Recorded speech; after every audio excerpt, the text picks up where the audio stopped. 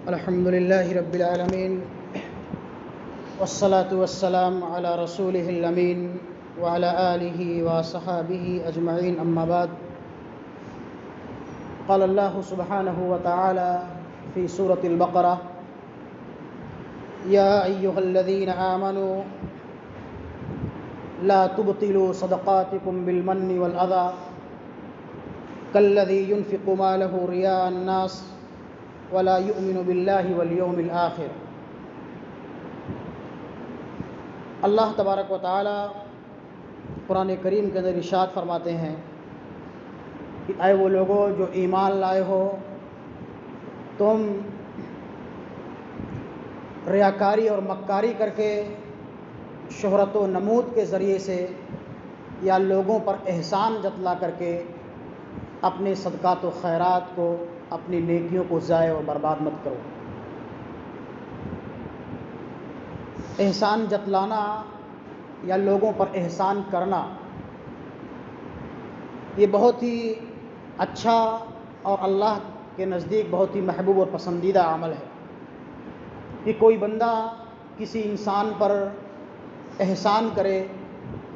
اس کے کسی مجبوری اور پریشانی میں کام آئے۔ یہ مومنین کے صفات میں سے ایک اہم صفت ہے جو اللہ رب العالمین کو بہت ہی پسند اور محبوب ہے، لیکن اس کے برخلاف احسان جتلانا، کسی پر کوئی نیکی کرنے کے بعد، بھلائی کرنے کے بعد سماج کے اندر، معاشرے کے اندر اس کو ذلیل اور رسوا کرنا، اس کو بدنام کرنا، یا اس کے جو آپ کام آئے تھے اس کو سماج کے اندر بیان کرنا، یہ ایک مذموم اور قبیح خصلت اور عادت ہے۔ اسی کو اللہ رب العالمین فرماتا ہے کہ یا ایھا الذین آمنوا، اے وہ لوگوں جو ایمان لائے ہو، لا تبطلوا صدقاتکم بالمن والاذی، تم اپنے صدقات و خیرات کو دکھلا کر کے اور احسان جتلا کر کے ضائع اور برباد مت کرو۔ اللہ کے رسول جناب محمد رسول اللہ صلی اللہ علیہ وسلم کا ارشاد گرامی ہے کہ کل قیامت کے دن اللہ رب العالمین 3 ایسے لوگوں سے بات چیت بھی نہیں کرے گا اور نہ ان کی طرف نظر کرم فرمائے گا، جو اس دنیا کے اندر لوگوں پر احسان کرنے کے بعد، ان کے ساتھ بھلائی کرنے کے بعد سماج کے اندر ان کو بدنام کرتے ہیں یا ان کو ذلیل و رسوا کرتے ہیں، یا جھوٹی قسم کھا کر کے اپنے سامان کو بیچتے ہیں، اور تیسرا وہ انسان جو اپنے پائجامے کو، اپنے ٹخنے کو، اپنے پائجامے کو، اپنی شلوار کو، اپنے تہبند کو ٹخنوں سے نیچے کر کے چلتا اور پہنتا ہے۔ ان 3 لوگوں سے اللہ رب العالمین قیامت کے دن کلام نہیں کریں گے، بات چیت نہیں کریں گے۔ اور ایک دوسری روایت کے اندر اللہ کے رسول فرماتے ہیں کہ 3 لوگ ایسے ہیں جن کو اللہ رب العالمین جنت کے اندر داخل نہیں فرمائے گا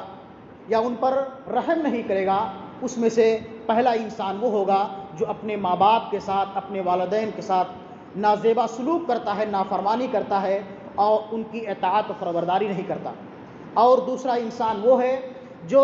شراب کا عادی ہے، یا وہ انسان، وہ بوڑھا انسان جو زناکاری کرتا ہے یا شراب پیتا ہے۔ اور تیسرا وہ انسان جو لوگوں پر احسان کرنے کے بعد، بھلائی کرنے کے بعد سماج کے اندر اس کو جتلاتا ہے، اس کو بیان کرتا ہے۔ اسلام ہمیں اس بات کی تعلیم دیتا ہے کہ آپ کوئی بھی نیک عمل کرو، چاہے چھوٹا عمل ہو یا بڑا عمل ہو، آپ کا منشا اور مقصود یہ ہونا چاہیے کہ ہمارا رب ہم سے راضی اور خوش ہو جائے۔ ہم یہ عمل جو کر رہے ہیں، چاہے اللہ رب العالمین کے حقوق کی ادائیگی کی شکل میں ہو یا حقوق العباد کی ادائیگی کی شکل میں ہو، نماز کے اہتمام کی شکل میں ہو یا روزوں کی شکل میں ہو یا صدقات و خیرات کی شکل میں ہو یا لوگوں کے ساتھ اچھے معاملات کی شکل میں ہو، ہمارا منشا یہ ہونا چاہیے کہ ہمارا رب ہمارے اس عمل کے ذریعے سے راضی اور خوش ہو جائے۔ قیامت کے دن اللہ رب العالمین 7 ایسے خوش نصیبوں کو اپنے عرش کے سائے تلے جگہ دے گا، جس میں سے ایک انسان وہ ہوگا، صحیح بخاری اور صحیح مسلم کی روایت ہے، حضرت ابو ہریرہ رضی اللہ تعالیٰ عنہ اس حدیث کے راوی ہیں، وہ فرماتے ہیں کہ 7 یظلھم اللہ فی ظلہ یوم لا ظل الا ظلہ، ورجل تصدق بصدقۃ فاخفاها حتى لا تعلم شماله ما تنفق يمينه۔ 7 ایسے خوش نصیب ہوں گے جن کو اللہ تبارک و تعالیٰ کل قیامت کے دن اپنے عرش کے سائے تلے جگہ دے گا۔ جہاں کوئی سایہ نہیں ہوگا، ہر انسان پریشانی کے عالم میں ہوگا، انسان اپنے گناہوں کے بالمقابل پسینے میں ڈوبا ہوا ہوگا، بھیگا ہوا ہوگا، کوئی ٹخنوں تک، کوئی گھٹنوں تک، کوئی کمر تک، کوئی سینے تک۔ وہاں 7 قسم کے ایسے لوگ ہوں گے جن کو اللہ تبارک و تعالیٰ اپنے خصوصی اپنے رحم و کرم کے ذریعے سے اور ان کے ان نیک اعمال کے ذریعے سے جو انہوں نے اس دنیا کے اندر کیے ہوں گے، ان کو اپنے عرش کے سائے تلے جگہ دے گا۔ اس میں سے ایک انسان وہ ہوگا کہ وہ رجل تصدق بصدقۃ فاخفاها حتى لا تعلم شماله ما تنفق يمينه۔ اس انسان نے اپنے داہنے ہاتھ سے کسی کو کچھ دیا ہوگا، صدقہ تو خیرات کیے ہوں گے، یہاں تک کہ بائیں ہاتھ کو بھی پتہ نہیں چلا ہوگا۔ دائیں ہاتھ سے اس نے کسی کو کچھ دیا، ورجل تصدق، صدقہ تو خیرات کیے، بائیں ہاتھ کو پتہ نہیں چلا۔ اس کا مطلب اور مفہوم یہی ہے کہ اس نے نہایت ہی خاموشی کے ساتھ چپکے سے کسی اپنے بھائی کا تعاون کر دیا۔ اس کا کوئی بھائی، کوئی پڑوسی، کوئی اس کا دوست بیمار تھا، اس کے وہ کام آ گیا، اس کی کسی مجبوری میں، کسی پریشانی میں وہ کام آ گیا، اس کے ساتھ احسان کیا، اور اس کے بعد اس کا احسان وہ سماج کے اندر جتلاتا نہیں ہے۔ اس پر وہ احسان کرنے کے بعد، بھلائی کرنے کے بعد سماج کے اندر اس کو بدنام نہیں کرتا ہے، ذلیل و رسوا نہیں کرتا ہے، نہ اس کو بیان کرتا ہے کہ میں نے فلاں موقع پر تمہارے یہ کام آیا تھا، لاک ڈاؤن کا مسئلہ تھا،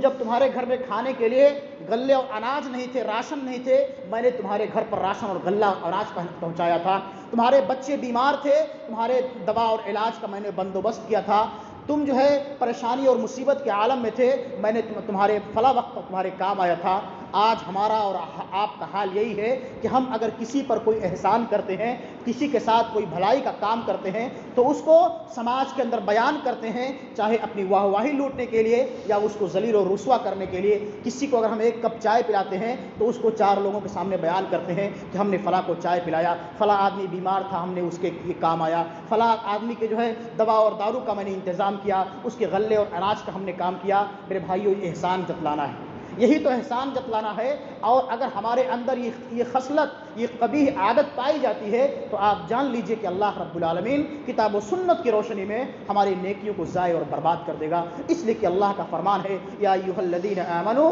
لا تبطلوا صدقاتکم بالمن والاذی، تم اپنے اعمال کو، نیکیوں کو، صدقات و خیرات کو احسان جتلا کر کے اور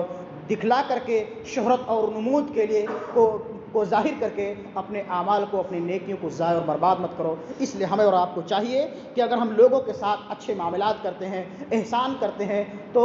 اس احسان کو جتلائے نہیں بلکہ اللہ رب العالمین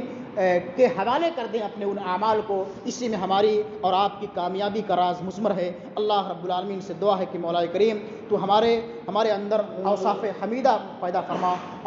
اور قبیح عادت